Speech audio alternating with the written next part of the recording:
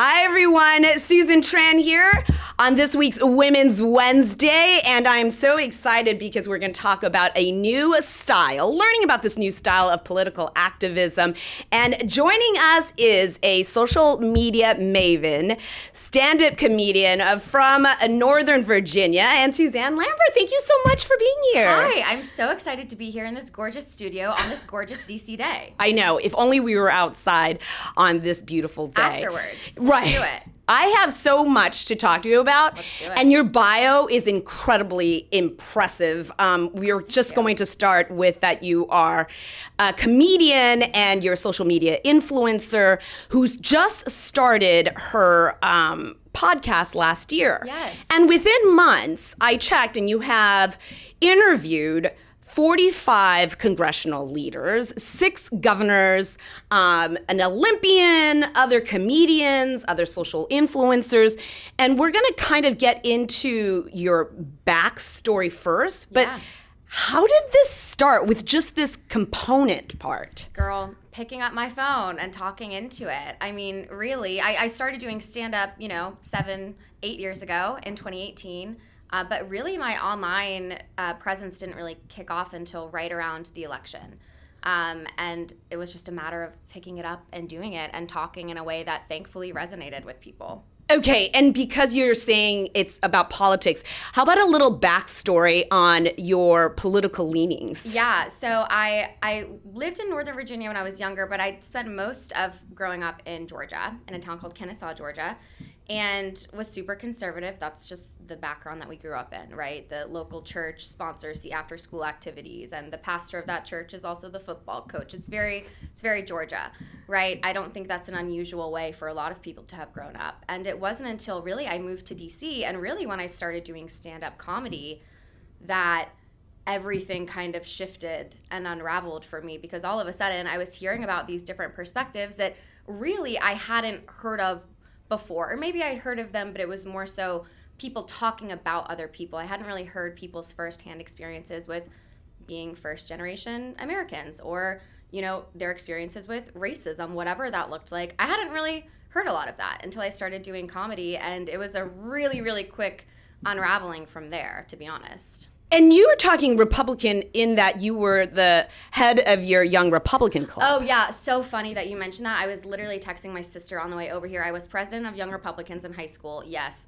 And, couldn't even vote, but we were just kind of sitting around chatting in our meetings. But I found this excerpt from my high school yearbook where I was talking about my opinion on Obamacare, and I said I didn't support it because it's a form of socialism. And then meanwhile, I was celebrating Zohran Mamdani's, inauguration earlier this week. So it's just so funny to see how things change when you learn new things. Okay, so your podcast that you just launched last month, I mean, it is incredibly impressive, and I'm going to start by playing just an excerpt of some of the videos that you have posted and the leverage of people that you've got to interview. Yeah. Let's start right now. I announced my new Trump signature series knee pads, and I said, unfortunately, they're not available right now because they've sold out. Can you I imagine? announced my new Trump signature series knee pads. He's a and I hoot. said, unfortunately, they're not available right now because they've sold out. Just like all the universities, law firms, just like so many CEOs have sold out to the Trump administration. That is, I think, mean, but true. Girl to girl, I don't want there to be any beef. I just feel like you probably could have done it on a different day, just like girl code. How did you get these folks to talk to you? And by the way, some of the people you interview are traditionally very stiff. Yeah, I would agree. How I got them to talk to me, I mean, really what I will give Democrats a hand for is they are understanding the importance of getting on social media. They're understanding the importance of having these serious conversations. Or, talking to someone like me, I say serious conversations, but I'm a comedian, right? So like I'm not really interacting with them in ways that they're used to. So this Gabby Giffords interview, for example, And Gabby's incredible. She and We her could just husband- hear real quick. But what about Oh, the millions? we're going to of Hakeem. other- All right, but as you were saying, Gabby There's a lot of Gifford. them in here. I'm like, oh, I forgot about some of these. But with Gabby, at the beginning of that interview, I had asked her team, I said, look, we have to think about how we're going to get people to stop and scroll, right? We have to think about things differently. So I asked them if I could, have her rank what it's like to have someone attempt to assassinate you on a scale of 1 to 10, which, like, I know Gabby and her team well enough, and I know Mark, her husband, well enough to know that they have an outstanding sense of humor. They also understand the climate. She was totally on board. That was my best performing political interview of last year until my Gavin Newsom interview. But it's one of those things where when they buy in and when they actually just listen to me, if I tell them, hey, this is going to work and I've never been wrong, they always listen. Do you have a hard time, though, convincing them? Because, A, you're cute. You're a beautiful woman. Yeah. Say more about that now. And if you scroll down, you'll see that you're smart. You cannot do what you do without smarts and wit and to be kind of cutting in your delivery. Yeah, I totally hear what you're asking. I've never had a problem with members. I have more of a problem with the people at large on social media. I don't think people like to see someone smart, pretty, and funny. They just don't. Pick 2 of the 3. When you're all 3, when you're a woman, people have an issue with it. But I would say when I've gotten even the slightest inkling that a member wasn't really on board and they didn't want to play ball, I kind of have the power to say, okay, never mind, I don't want to do this interview. Because I'm not like groveling at my feet to have these conversations. The conversations, when I'm having them, it's because they recognize my value and what I bring to the table. Oh my gosh. All right, Suzanne, we're going to take a quick break and come back and talk so much more. Because again, I have a million questions. You're watching Women's Wednesday, and we will be right back. Welcome back to Women's Wednesday, and I'm Susan Tran, and I am joined by Suzanne Lambert, a social media influencer, a stand-up comedian who's also worked in corporate America for a decade. Yeah. And because you look young, it doesn't look like all of that is possible, but we know. Botox. Thank you, Nurse Megan. I went yesterday, so you can thank her for that. She's in Arlington. She's great. And, before we were heading over to break, and then during our little break here, we were just talking about what you do is political satire, political interviews that are funny, but you kind of play I'm kind of ditzy, but I know all my stuff. Yeah. Like, you give them the setup, and then you're like, oh, yeah, but these are all the facts that I know. Yeah. You're never going to lead with that. Yeah. And it's cutting to some haters, and it's entertaining. But I also found that you do a lot of kind of uplifting things for women, for people of color, for minorities, for people who might not have a voice. Can you talk a little bit about kind of the pushback or the feedback or kind of how it has been doing this? Yeah, I would say, and this may come as a surprise or not, but as someone who is on the left politically, I get way more pushback from people on the left, specifically women, specifically white women on the left. And Really? Above and beyond so much more. The people on the right, I think, genuinely are a little afraid of me and just kind of want to leave me alone, which I'm fine with. It didn't used to be that way, but they just kept losing when they would kind of come for me, and I think they all just kind of declared a moratorium, which is fine. Stay in your lane, I'll stay in mine. What the criticism that I do get, it's usually from, like I said, women on the left who I think were raised in a kind of society and under a mindset where we have to be kind and we have to be nice and we'll wear our polka dot dresses to show that we're allies and we'll wear our blue bracelets and red lipstick. Anything but actually have a tough conversation with someone is what white women have typically, been drawn to, and they look at that as being good allies. What I have always told myself is, if it's people who are actually oppressed, not people with 7 master's degrees who are offended because I'm making fun of Kristi Noem's makeup, meanwhile someone got fatally killed by an ICE agent today in Minneapolis. I don't even know where I was going with that because I'm heated. But if it were people who are actually oppressed in my comments, upset with me about something I said, I would take a beat, I would take a step back, I would listen. If it's women of color, that's never the case. It's essentially white women telling me that I need to be nicer. And it's the same kind of women I was used to in high school, who didn't think that I deserved to be in their AP classes, even though I got better grades than them, because I was, pretty and maybe like different than they were. And I was a little bit more outgoing and gregarious. And people, I feel like, have tried to box me in the way so many women have felt like they've been tried to box in their entire lives. But it's like the more they try to box me in, the more I'm popping out of it. So I would say most of it is around, don't be so loud, don't be so forward, don't be so vocal, don't be so mean. They just want me to be less. They want me to be more diluted. But I'm pure concentrate, babe. Sorry. Do you think, though, when you kind of present that way, it could be off-putting to some people, but do you think it's important now to kind of use that voice? And how do you encourage, because this is a generational shift, I'm going to be honest. Like there is a segment of maybe I would think myself that you're supposed to be nice and you're supposed to kind of, when they go low, I go high. Like I genuinely believe that. And you were like, no, I'm not going high. I'm not. I'm going to cut you like at your heights. knees. I'm afraid of heights. I'd rather go, underground than above it if I have to. But I do think there's a generational shift, and I think Gen X women in particular really had to help pave the way for millennial women like me.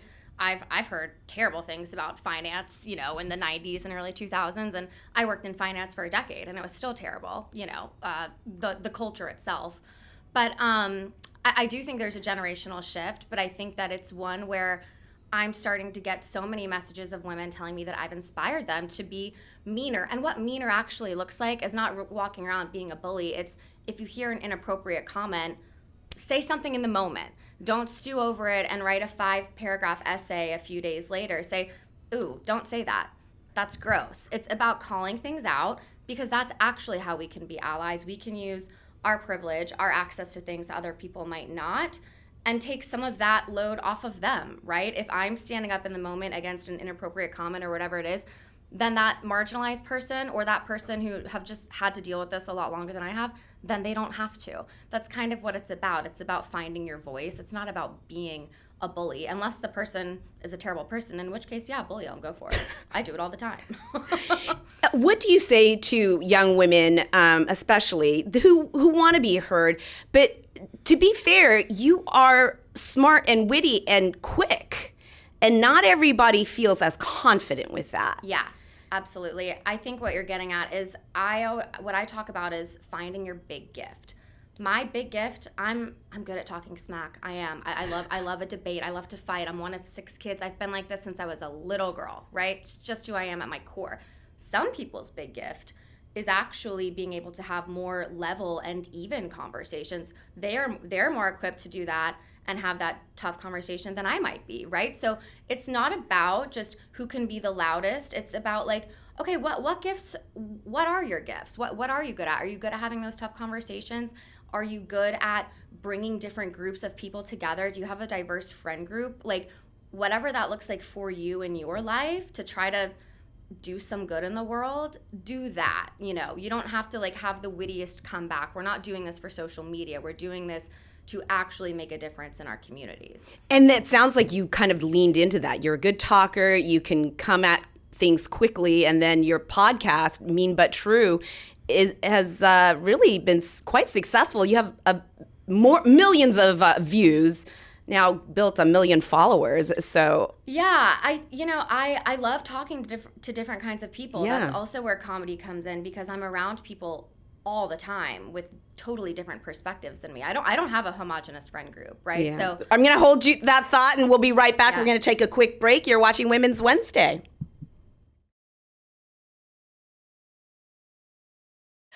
Welcome back to Women's Wednesday. Susan Tran here with Suzanne Lambert.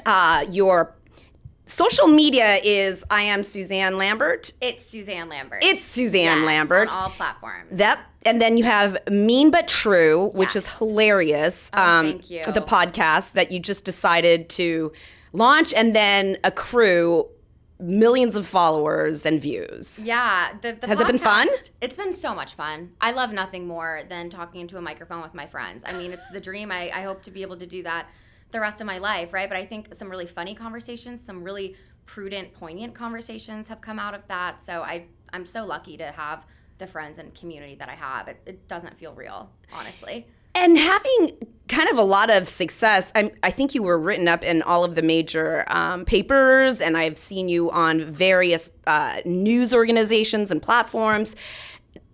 Do you get that kind of double standard of, oh, well, I mean, you know, she's pretty, and she can spout off a couple of times with some quips, but...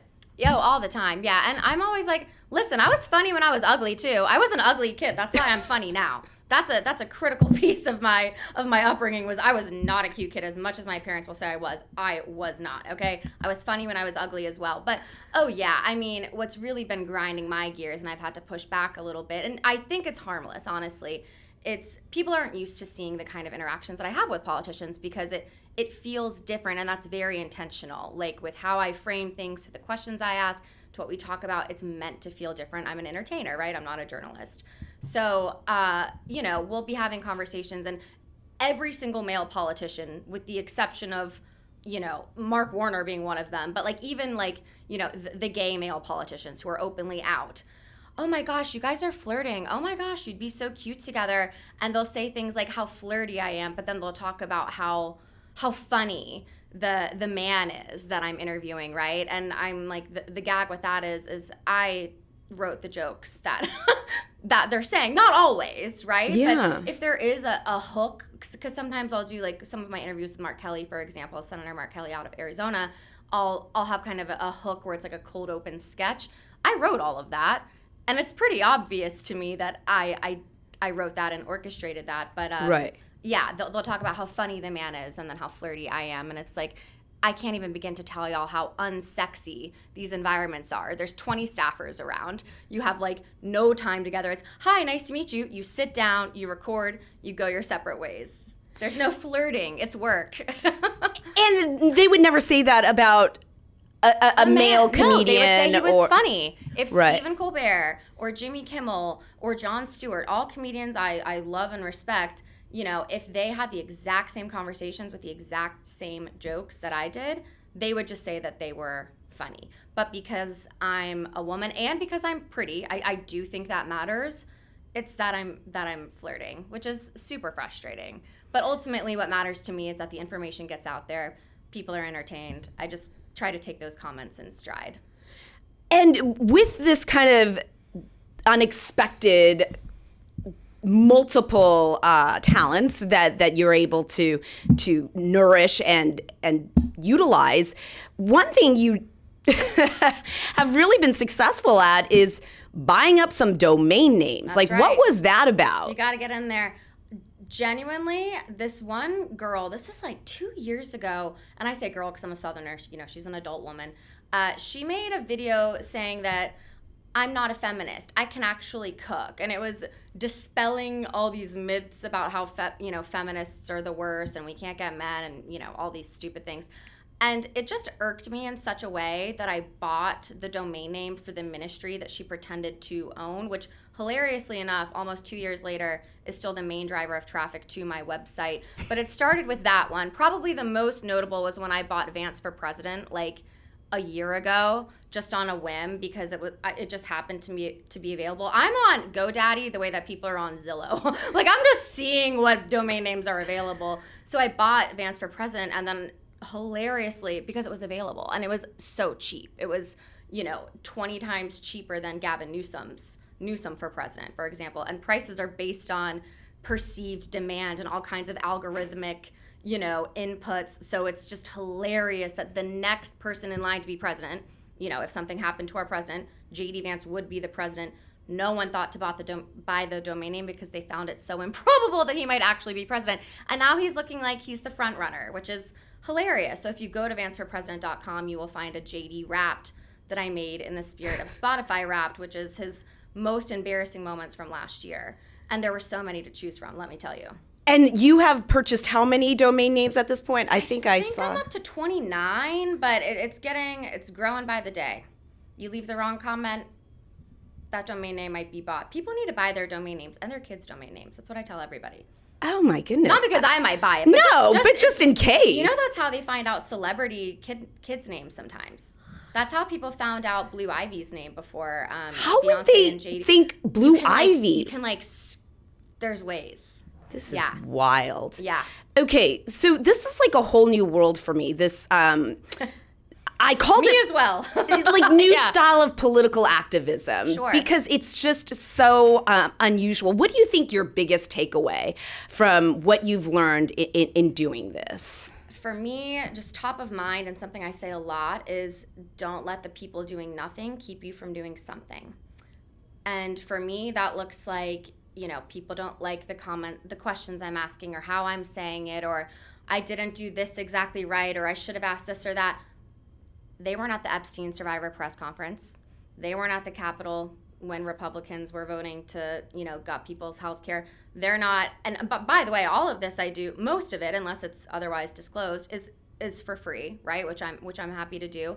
So I try to tell people, like, you may get some naysayers, and especially if you're drawing new boundaries and you're trying to be more forward and, embrace that mean girl energy, whatever that looks like for you, you're gonna get people who aren't gonna like it. Don't let the people doing nothing keep you from doing something. All right. Do what you can. All right. You're watching Women's Wednesday. Have a great one.